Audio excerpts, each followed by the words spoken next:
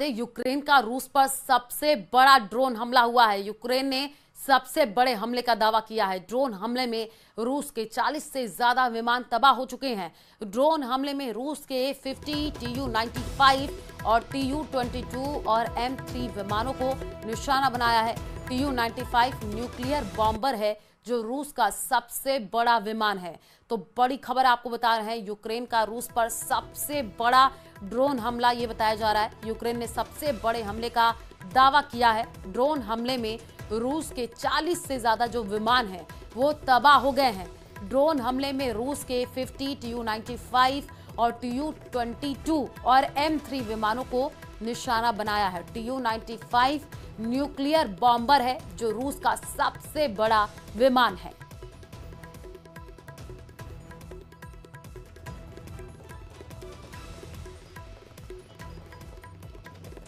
तो ये बड़ी खबर आपको इस वक्त बता रहे हैं।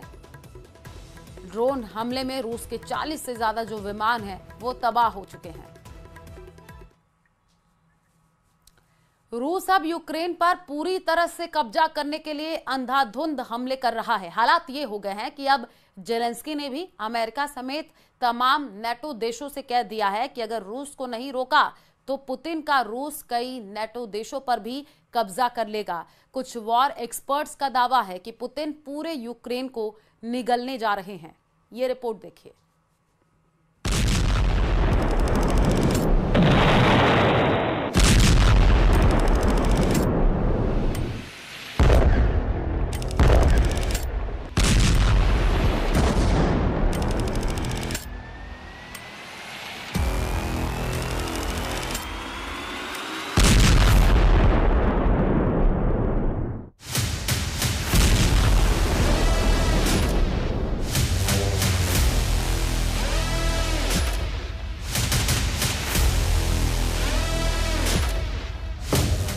निगल लिए यूक्रेन के 51 शहर, रूस का खूनी तांडव।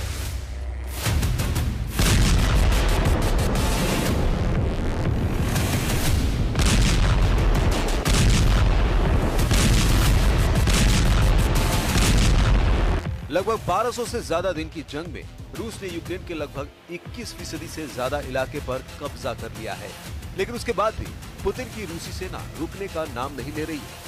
तुर्की में सीज फायर को लेकर हुई मीटिंग में कोई भी नतीजा नहीं निकला। राष्ट्रपति ट्रंप ने पूरा जोर लगाया कि किसी तरह से रूस और यूक्रेन के बीच सीज फायर हो जाए, लेकिन हुआ उल्टा। अब पुतिन की रूसी सेना ने यूक्रेन के 51 से ज्यादा शहरों पर चुन चुनकर हमले शुरू कर दिए हैं। पिछले 24 घंटे में पुतिन के सख्त आदेश पर रूसी सेना ने 24 घंटे के अंदर यूक्रेन पर 528 से ज्यादा धमाके किए हैं। दावा किया जा रहा है कि रूस ने बैलिस्टिक मिसाइलों, शाही ड्रोन और क्रूज मिसाइलों से यूक्रेनी शहरों पर कयामती हमले किए हैं। रूस ने हवाई और जमीनी दोनों हमलों को काफी तेज कर दिया है। वॉर एक्सपर्ट्स के मुताबिक सीज फायर वार का बेनतीजा निकलने के बाद से यूक्रेन पर रूस ने 40% से ज्यादा हमले अब तक किए हैं। कुछ रिपोर्ट्स में दावा किया गया है कि अब पुतिन आधे यूक्रेन पर नहीं बल्कि पूरे यूक्रेन पर कब्जा करने की कोशिश में लगे हैं। इधर जेलेंस्की को ट्रंप की तरफ से मिला जंगी धोखा पूरे यूक्रेन पर भारी साबित हो रहा है।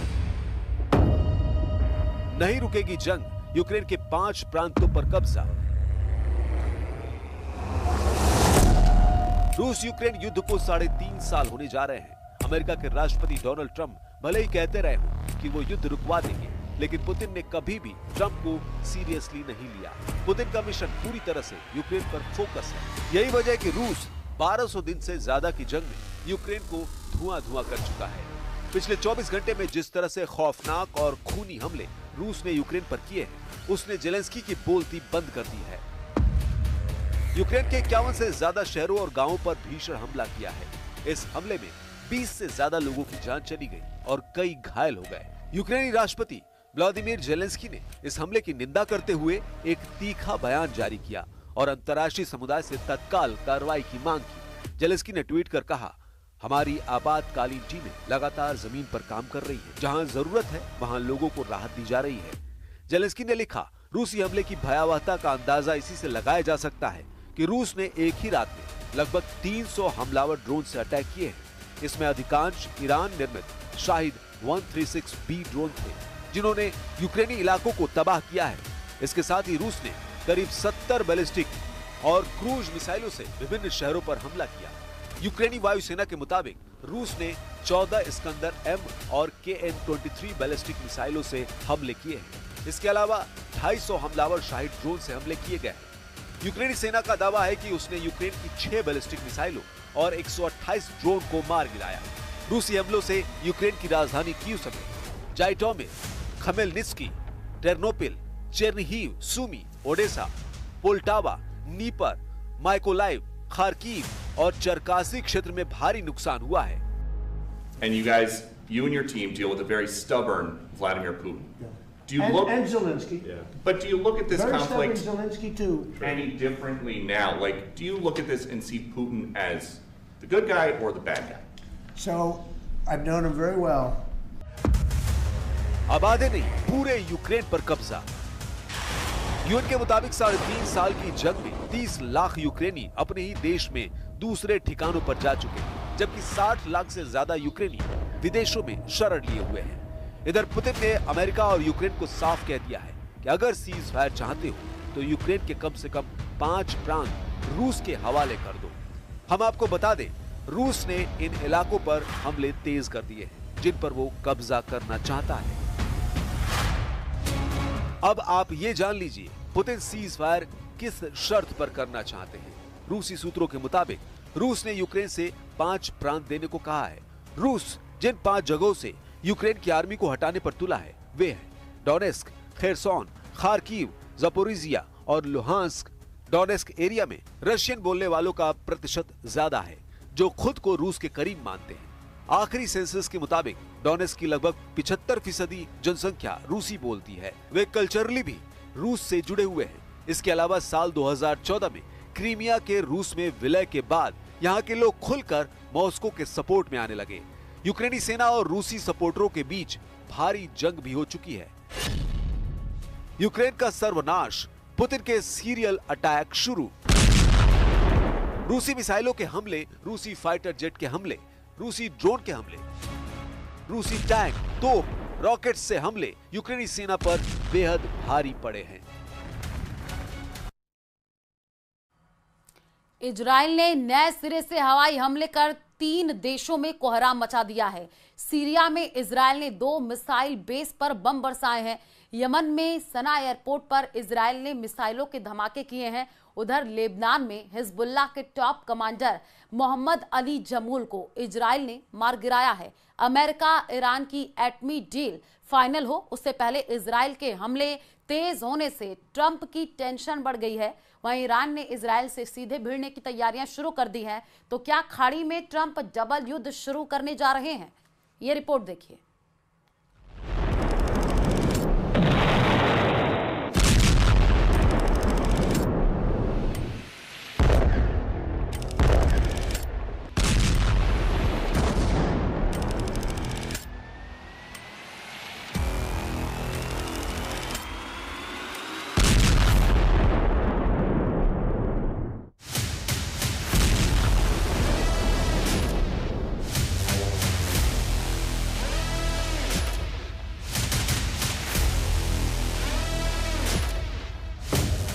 निगल लिए यूक्रेन के 51 शहर, रूस का खूनी तांडव।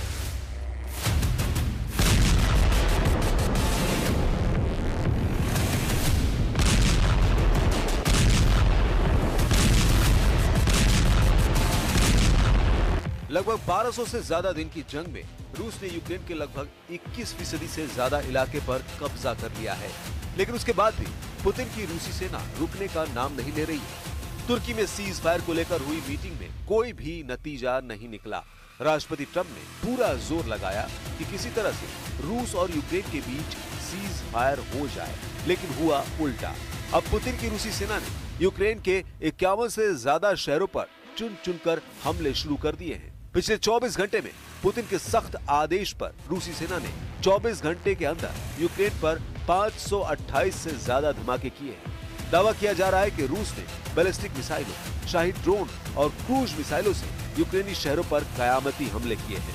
रूस ने हवाई और जमीनी दोनों हमलों को काफी तेज कर दिया है। वॉर एक्सपर्ट्स के मुताबिक सीज फायर वार्ता बेनतीजा निकलने के बाद से यूक्रेन पर रूस ने 40% से ज्यादा हमले अब तक किए हैं। कुछ रिपोर्ट्स में दावा किया गया है कि अब पुतिन आधे यूक्रेन पर नहीं बल्कि पूरे यूक्रेन पर कब्जा करने की कोशिश में लगे हैं।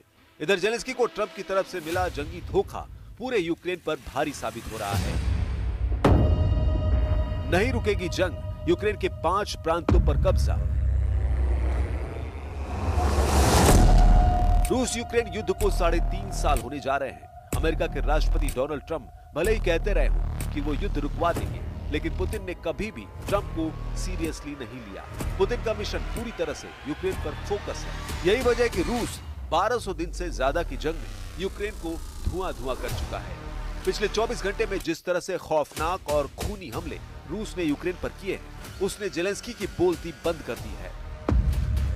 यूक्रेन के 51 से ज्यादा शहरों और गांवों पर भीषण हमला किया है। इस हमले में 20 से ज्यादा लोगों की जान चली गई और कई घायल हो गए। यूक्रेनी राष्ट्रपति व्लादिमीर जेलेंस्की ने इस हमले की निंदा करते हुए एक तीखा बयान जारी किया और अंतर्राष्ट्रीय समुदाय से तत्काल कार्रवाई की मांग की। जेलेंस्की ने ट्वीट कर कहा, हमारी आपातकालीन टीमें लगातार जमीन पर काम कर रही है। जहां जरूरत है वहां लोगों को राहत दी जा रही है। जेलेंस्की ने लिखा, रूसी हमले की भयावह। बकरीद को लेकर मचे सियासी बवाल पर बागेश्वर धाम के धीरेन्द्र शास्त्री ने बड़ा बयान दिया है। उन्होंने कहा कि वो पशु बलि या बकरा ईद जैसे अनुष्ठानों का समर्थन नहीं करते हैं। आगे उन्होंने कहा कि अगर किसी की जान नहीं बचा सकते तो किसी की जान लेने का अधिकार भी हमें नहीं है। ये रिपोर्ट देखिए।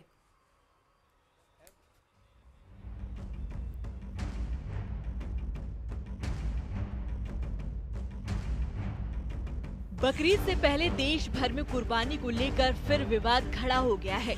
मध्य प्रदेश के छतरपुर में बागेश्वर धाम के धीरेन्द्र कृष्ण शास्त्री ने कुर्बानी पर सवाल उठा दिया है और किसी भी जानवर की बलि को हिंसा बताते हुए इसका विरोध किया है।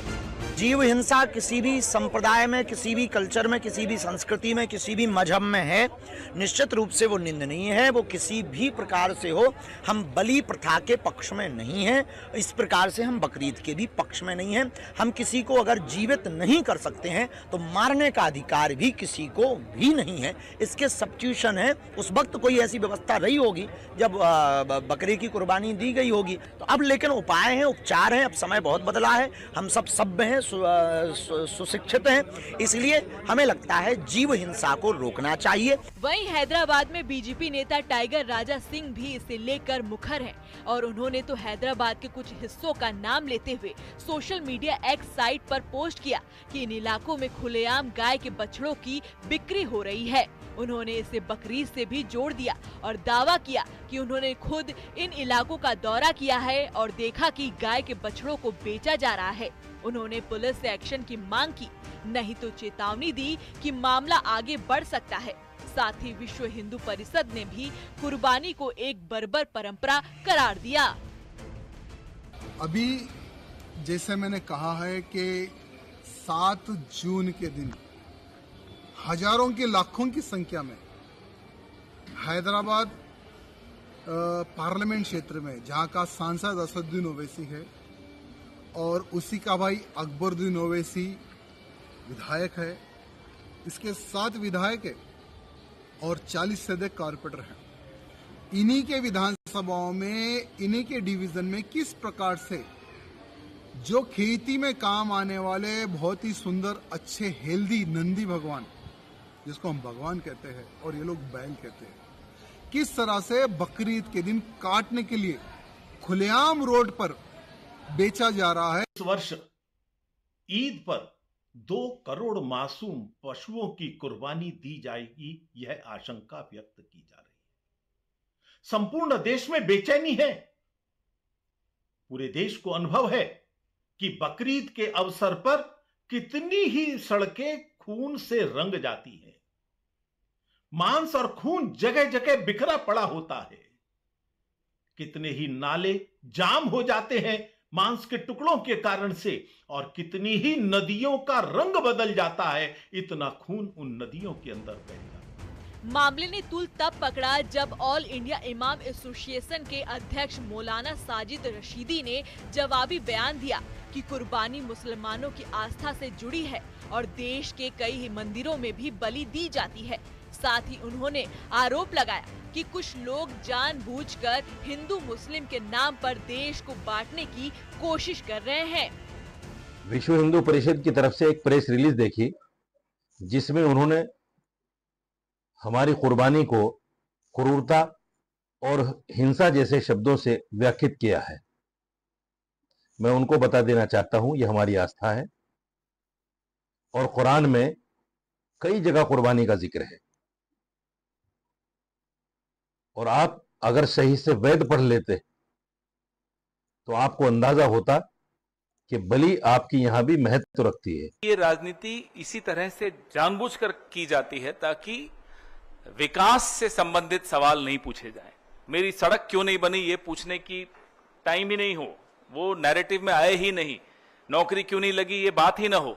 ये इस तरह के मुद्दे जानबूझकर उठाए जाते हैं। कोई भी वो उठाए, वो जानबूझकर उठाता है ताकि असली मुद्दों से इस देश का और पश्चिम बंगाल का ध्यान हटाकर इसी तरह की नफरत की राजनीति में लगाया जाए। कुर्बानी एक ऐसा मामला है जो मुसलमानों के लिए परंपरा और आस्था से जुड़ा है, तो पर्यावरण प्रेमियों के लिए बेजुबान की आस्था के नाम पर हत्या करने से जुड़ा है, जबकि सियासत के लिए मजहबी टकराव का मुद्दा है। Bureau report, news 18। और चलिए फिलहाल इस बुलेटिन में इतना ही। बाकी खबरों के लिए आप देखते रहिए न्यूज़ 18 राजस्थान। नमस्कार।